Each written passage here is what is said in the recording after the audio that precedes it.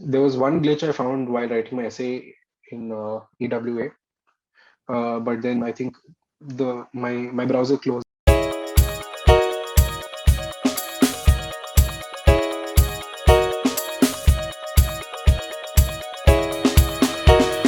So thank you so much, Anish, for joining us for the success story series. Thank So you. before we get started, maybe you could just give me a quick background about yourself and what you do. Sure, sure. So I was born and brought up. I mean, I was born in Calcutta but brought up in Bangalore. So I've been here for most of my life, and I did my schooling in Bangalore itself. Later, I did my BCom in Jain University, and I wanted to do a CA. So I was able to qualify in 2019. So I'm a chartered accountant, and work was great. The profession is great, but I thought that there was something missing in my career, and I wanted to know a few more aspects and change my profile a bit. And the MBA was the best vehicle to do that. So the idea of doing a GMAT came from there. So I have seen a lot of chartered accountants opting for an MBA, right? What Right. exactly do you feel is the reason why that comes to your mind? So I think the CA course teaches you a lot about the legal aspects of things, like laws like taxation, company law, things like that.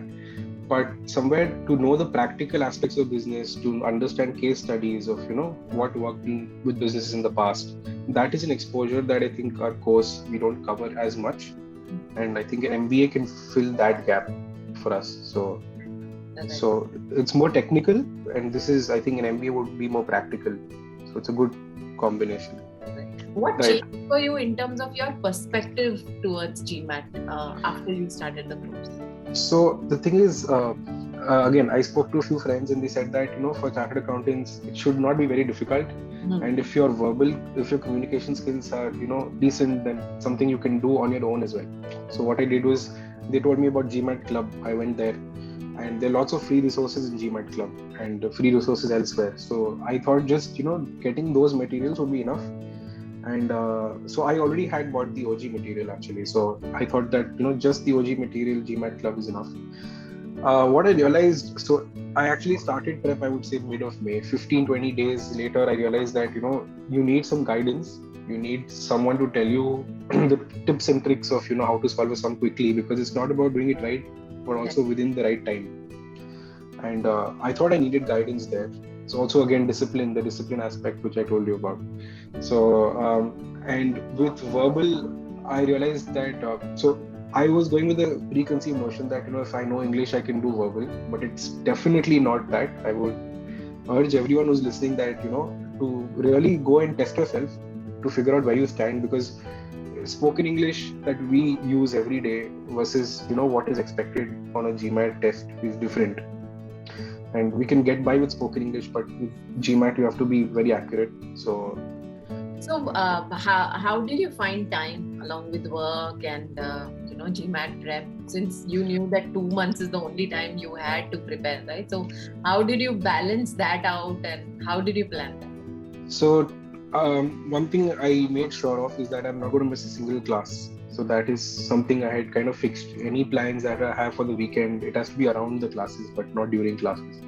So I don't think I missed a single class throughout. I also decided that I would try and do all the classes of the prepathons on the Wednesdays that we had. So I almost attended all the prepathons, even though not all the time we had those topics. So like prepathons are different at different schedules. So sometimes I was doing topics that weren't covered in the earlier classes, but that's fine. I got to learn along the way. It's fine. And prepathons and classes I did not miss. Apart from that, I think 1 hour every day is what I'd fixed, at least as a bare minimum.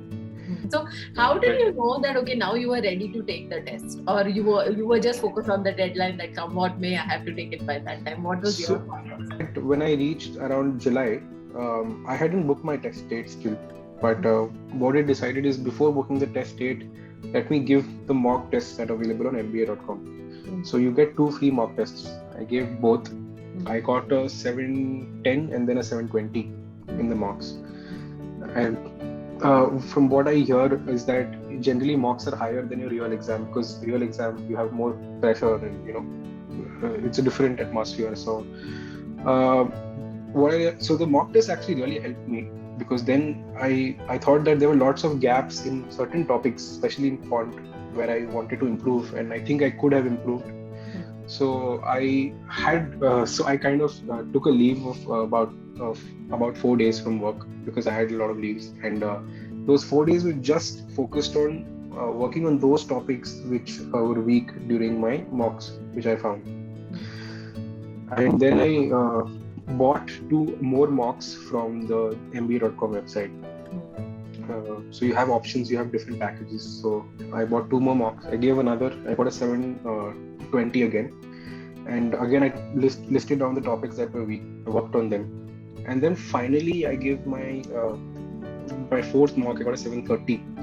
And I thought, okay, now I'm ready to write my exam. And 1 week later, I booked my exam date. Yeah. Did you take the online option or the offline? I took the online option.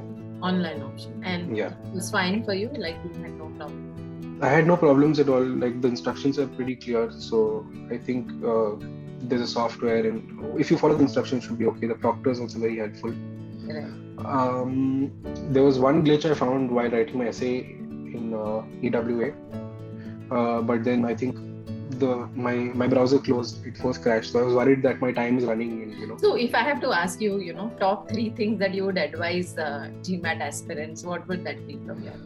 So I think if you are studying and if you are doing classes, like, never miss a class. I think that's very important. Second, what I think worked very well for me is I made a tracker, and that is I can't downplay this.